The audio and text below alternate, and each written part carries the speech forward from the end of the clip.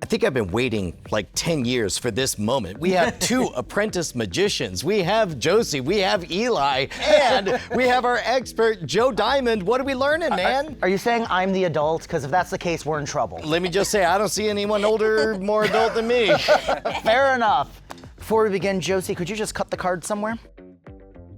Perfect. Now, before the shoot, we were all throwing cards. You picked it up really quickly, and I love the history of throwing cards, and one of my favorites is Howard Thurston. He's known mostly as a magician, but he got start in vaudeville with a card act. He would produce cards at his fingertips, and at the end of his act, he'd have people shout out their seat numbers, and he would sail the cards into their laps. Did you know this? I did not. You did not? No. So at the end... Also, this is how jaded I am. I thought like, I would just give everyone $20 and just say, nailed it, wherever they arrive. But you can take a look at it. Having thrown cards, you know, you can feel that's thicker. Oh, yeah, no, this is robust, yeah. And also, before each show, Howard Thurston would soak his hands in urine to give his hands the right amount of texture. What? I don't know if you ever handled that one. No, thank you. Okay, fair enough. Again, it's unlikely. What do you think? Eli did a very in-depth test. Eli knows enough about magic that he's like, you're kidding me. And his adopted daughter, Jane, is on the back, so I thought it would be fun to bring because it's, father-daughter. At the end, he would get down to one last card and say, ladies and gentlemen, the Australian Boomerang. And then he would do this. So at this time, was the concept of a boomerang rare? It actually quite was, which is why I'm actually going to use this to recreate Howard Thurston's skill on a much smaller scale. Okay, we have talked about various ways to do the boomerang card effect, Absolutely. but yeah. Josie, could you take that card and just, the top card, slide it over there, right here on the corner. Yep. And just cover it with your hand. Put it right there, okay? That is going to be our unknown target. Rather than calling out a target like Thurston did, I'm gonna shoot for an unknown target. Okay. Every card in the deck has its mate. Yeah. Like the 9 of hearts has the 9 of diamonds. Oh, I was gonna say Pam and Jim. Yeah. The ace of clubs has the ace of spades and so forth. Every card in the deck has a mate. I am going to boomerang this in a moment and attempt to catch it in the deck. No. Next to the mate of the card underneath Josie's hand. Now, there's two ways I could do this. The first way is to psychically sense what card is under your hand. Psychically sense where the mate is in the deck, and then catch the card in that exact spot after doing a perfect boomerang. That's a lot of work. Yep. So I'm gonna do what Howard Thurston did. He claimed to never practice. He claimed it was not the skill of his hand, but the luck of the card that always led him to his targets. We'll do a couple practice throws before doing the real one, so give me a second. By the way, I should point out how much easier it is to do at home when Brian Brushwood isn't watching. In the deck, just by the edge right there. Oh, you son of a gun. Turn your card over. The Jack of Spades. So if I did this right, the Jack of Clubs should be directly above or beneath that Thurston card. Bummer, okay. Bullseye. What? I have so many questions. The most important of which is, you do know that the Jack of Clubs is my favorite card in the entire deck, right? Yes. Oh, yeah. This is a problem with all you mind readers. All right, you're gonna teach us how this is done. Yes. As you've done before, you've taken stuff that we've talked about on this very channel before, but overlaid incredible storytelling over it. It's like you have a gift or something.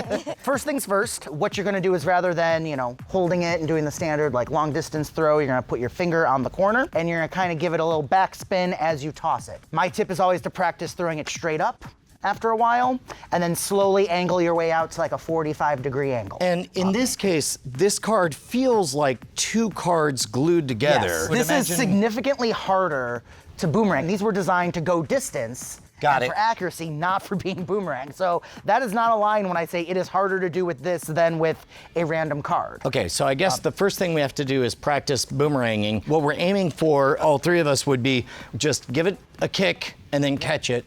Yep. Like that. Yep, exactly. You got some of these down pretty well easily. Oh, yep. That's okay. Perfect. You were on this corner, go on this corner. On this one, you're not gonna get enough backspin, be on this corner. Yep, and literally flick it down with, there you go. So you notice how that had much better spin? Eventually, yeah, there you go. Yeah. Eventually you'll start to be able to angle out. So that's move number 1. Over there, yeah. Move number 2 is the one-handed cut or the Charlier cut, which in this case is actually being used closer to its original purpose because it was originally meant to be used as a pass, where someone would put their card in the middle and you would say, and look, it's going in the middle. Meanwhile, you've shifted it to the top. Remind everyone, because I do believe it was 10 years ago we covered this. Yeah, so you're just going to drop with your thumb. I kind of cradle, because I have tiny, tiny hands. I cradle it with the middle and ring finger, the pinky for base at the bottom.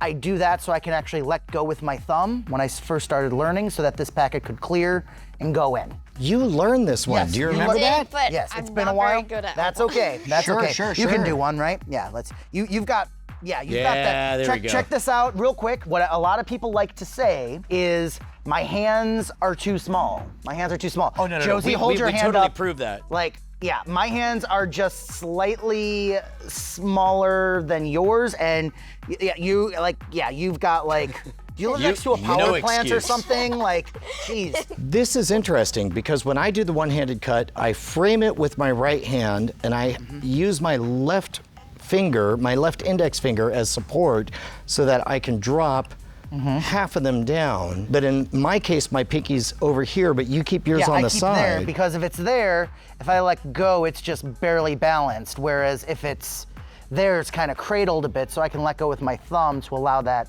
packet to clear. That's interesting because So- like for me, once I get to this A-frame moment, I'm not terribly worried about anything going anywhere. Now that said, I can do it more like that now. Yeah. Now with years and years of practice. But again, when I was younger, I adapted this move in this way so that I could just do the move. And you don't need to have a great, perfect one-hand cut for this. You just need to be able to get to this point before you even throw. Right, to the something boomerang ready cut. to catch, basically. Yes, exactly. Most of the cut is just the bottom packet being moved around, and then Yeah, it's just yeah, and then like this one just being held up. falling, Yeah, yeah. and then it's just So most of your There you go. attention should be on yeah, the bottom packet. there you go. Already, yes, already that's better. Keep it cradled. Yep, Get it's up to okay. the Go A-frame. ahead. Push, Yeah. push, Hold push, on to push, it. push, push, push, push. Keep it even. Keep it even. There! Yeah! You got it. You got it. I get it now. The only thing you need to do is be able to freeze it at this A-frame moment before everything collapses down. You want to keep everything in discrete blocks, not sideways at all. Once you've got that, you are going to learn to get to this point of the cut. So get the cut down. Before it falls, you're going to learn to just stay here like that, exactly. And basically, that is where the boomerang card is going to land. That's the idea. And because it's a one-hand cut, whatever card is on top of the deck, when you catch the boomerang card inside of it, is gonna be beneath that card. So all I have to do is force a card that matches the card on top. So in this case, we've got the 9 of hearts and 9 of diamonds. I knew your favorite card, so I set that up for this perfectly. So I'm assuming one goes on top, one goes on bottom. No, both go on top. Both go on top. Okay, Yes, got yes, it. Yes, yes, because that allows you to spread the deck out, and if they might remember what this bottom card is. Right. And it's also going to add for a nice dramatic moment, I think. So you get to establish the deck is all different. So I spread them out, and even though like you can kind of see one of the 9s, like no one knows where this is going, I can also shuffle the front part of the deck without disturbing the 2 cards on top. Right. And now force the top card however you want. You've covered lots of different easy moveless forces. I still love the crisscross or the cross-cut force. However, the thing I like about using it for this is because this is enough misdirection to justify why we're taking a break. Like we're talking about this, we're talking about how he soaked his hands in urine. No one's remembered. Everybody's thinking about the hands. Got it. Exactly. So now, all I have to do is just lift up, and that's my first mate. That goes under their hand. And now I reassemble the deck. Make sure you do that so that the card stays on top. Yep. Okay, so at this point, we pick up, and then this is your card, Yep. and then put the rest on top. Yep, so now we should both have a red 9 on top of our That's deck. correct, yep. So now, apparently, again, you're in one of those situations where a lot of the magic behind the scenes work is done. Yep. Because that's there, This is gonna go in. Unfortunately, it's not one of those situations where you just sit back and relax into the presentation because you're about to do two very hard moves at the same So time. you've done the magic. Now begins the juggling. The juggling part, Yes. yes, exactly. The apparent moment of magic as well. Yeah. Just to review, practice the boomerang card. Yes. Get that somewhat down. You can introduce and explain the boomerang card Yes. as part of the presentation. The real thing is make sure that you force, we use the simplest force that we like a lot Yep. for their card, and then really all you have to do is get halfway through the Charlier cut and you're sort of frozen at this moment. Everybody can see this card, and that's okay because the card that it's gonna match is the one that's face and down. that's why I do the face down moment. So hopefully by showing the boomerang card a couple of times you're practiced, and then really all you gotta do is just catch it. Yeah, you can actually start, and if you feel like this is not, like if I throw one that I feel is not great, Yeah. I don't have to catch it at that point. I can just catch it with the same hand. The other thing too, you can get these actually pretty easily online. If you don't want to use Thurston, you can talk about your favorite pitcher and use their baseball card. But basically, the thicker the better. The thicker the harder. I am picking this solely for the presentation. If see. you find a card that is easier, go for it, take it. You can just take out the ace of spades and be like, you know, Robin Hood, and that looks kind of like an arrow, so we're gonna aim. You pull out your credit card and be all like, Credit this card. credit card knows where the money is. Sure, Your whatever you card. want, whatever Right. you want. So whatever this special card is, you just boomerang it, and you'll notice like before I even toss it, I'm here. Yep. And I time it to where once I feel it's came off the fingers right, I complete it. Would it be bad to even be this far prepped, like at this point? It is up to your own comfort level, in my opinion. Oh, that was Yeah, so right? close. So close. Now, one quick theatrical note. Sure. What I like to do is once I've caught it, so it's down here, I say 9 of hearts. So if I did this correctly, the 9 diamonds is directly above or beneath that Thurston card. So You like the whoopsie beat. I like the moment where it's like, oh, now we're down to dear. only, it's that moment of tension. Because at first it's like, okay, he's giving himself 2 chances. Right. Well, boom, that first chance is already gone. Right. And now the tension's there, and now everyone's leaning in at this moment. And perfect end line from my lovely wife, Lindsay, bullseye. That's so good. So good. Quick crediting, the first place I saw about the idea of catching a boomerang card in the deck was in Ricky J's Cards as Weapons, which is very difficult to Fantastic. find. Yep, very it does rare. predate that book, but that is the furthest back that I have been able to trace it so far. It's a very, very old stunt. And you've got the one-hand cut down, so when I come back to Austin, I want to expect to see you do this. I'll try. I don't know. Pressure's on. Okay. Pressure's on. That said, Eli, you can do a one-hand cut. Yes. You can do a boomerang. Now that you've seen the presentation, do you think you can do it? You want to give it a shot? Yeah. It's okay. If you fail, it will only be on What's the internet that I forever. hear? You're challenging me to a race? I'm in. Nope. So, oh, he got it. Wait, he won. That was fast. And then this is 6 of hearts.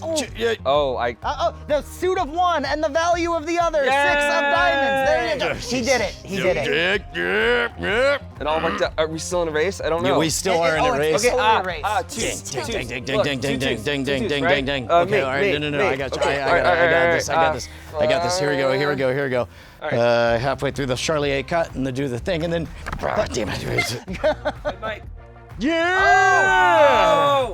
Oh, Behold behold. your card, the 9 of hearts and its mate, the 9 of diamonds. The Sorry. old man is better than the young kid.